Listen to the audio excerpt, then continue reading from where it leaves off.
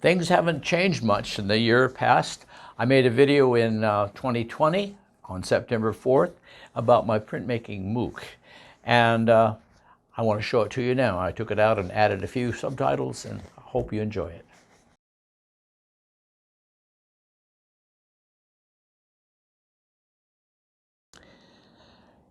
It's not like anybody asked me about making a MOOC for printmaking, massively open online course for printmaking. But if anyone were to ask me what I would do, this is what I think.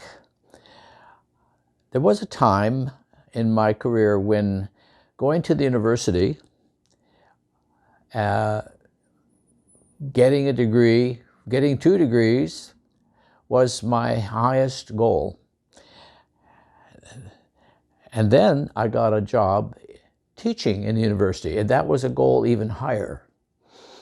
I never dreamed I would become a full professor of printmaking in a major university, but I did.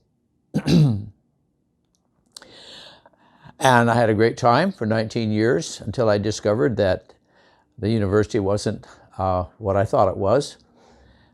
And so when I left, I decided I would make my own university.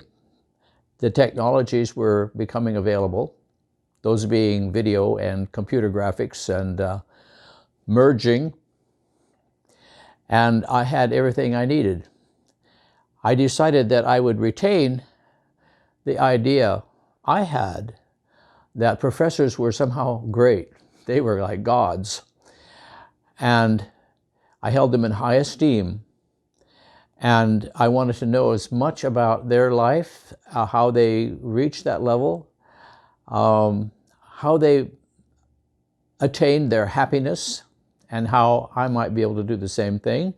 And most importantly, how I might be able to teach young people, older people coming into the university community the same things. And I can do that now. And we know that the MOOC is effective in that it utilizes the technologies available, including the cloud, to reach literally tens or hundreds of thousands of people around the clock, around the world. A teacher couldn't ask for a more perfect university, provided that he or she had the content to justify that high level. And so the MOOC that I would design would include the values of the teacher. The teacher wouldn't be just another cog in the wheel, another professor of high rank who had published books that were peer-reviewed and branded with the name of an institution.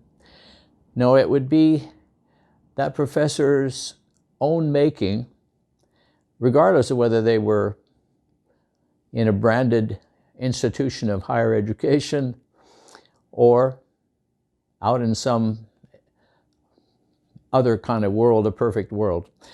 The first thing I did was develop a perfect world out of what I had learned at the University of Washington by trial and error and by listening to my students' feedback, and when those students graduated, watching them as they applied what they had learned in my classes, in other classes, in the campus. I found there were 10 domains of expertise, and I divided those domains and made them into parts of this perfect world, of this university. Somewhere along the line, in 2004, I discovered that in my field, printmaking, one of the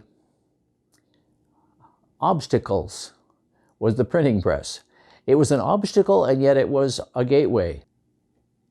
as an obstacle, it was too heavy, too big, too expensive for most people to use or have when they got out of the university, unless they could work in a cooperative fashion with other people. There's so many dimensions. Anyway, my MOOC would include the content of an individual professor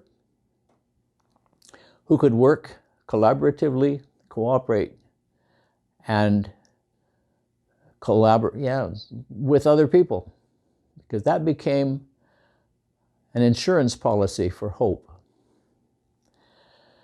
There's so much more I'd like to say, but my time is up. Thank you for watching. I'm Bill Ritchie.